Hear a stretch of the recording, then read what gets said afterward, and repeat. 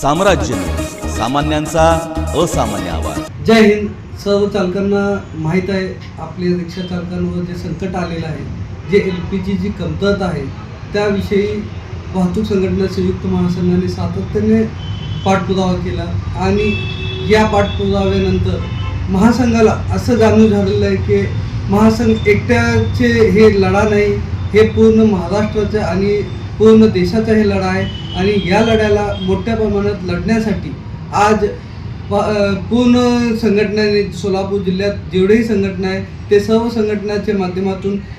Auto rickshaw चालक कृती समिती याची स्थापना करण्यात आली आणि याच कृती समितीच्या माध्यमातून आपण बघितले असेल की जेव्हा 50 रुपये जुलमी दंडाचा विषय आला होता तेव्हा ही कृती समितीच्या माध्यमातून आपण यश मिळवला होता आणि 50 रुपये जुलमी दंड माफ करून घेतला होता. आज पुन्हा एकदा कृती समितीच्या माध्यमातून सोलापूर जिल्ह्यातील जेवढेही संघटना आहेत, जेवढेही चालक आहे आणि जेही सभासद आहे, कोणत्याही संघटनेचे सभासद असू दे किंवा ते पदाधिकारी असू दे, हे सर्व चालक पदाधिकारी सभासद यांचे संयुक्त रीती आज जे संयुक्त कृती समितीची स्थापना केलेली आहे त्या कृती समितीचे निर्णयानुसार उद्या दिनांक 30 मार्च 2026 सायंकाळी ठीक 5 वाजता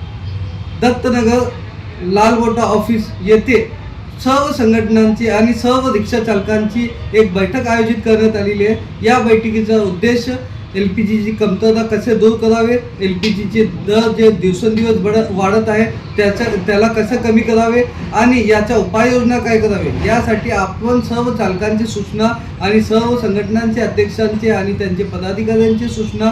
ऐकण्यासाठी आणि पुढील दिशानिर्देश ठरवण्यासाठी उद्या दिनांक 30 मार्च 2026 ठीक 5 वाजता दत्तनगर लालगोटा ऑफिस येथे सर्व चालक बांधव मोठ्या संख्येने उपस्थित राहावे अशी नम्र विनंती मी प्रदेश अध्यक्ष रियाज सय्यद आणि कृती समितीच्या माध्यमातून आज सर्व चालकांना करत आहे. जय हिंद, जय महाराष्ट्र, जय महासंघ.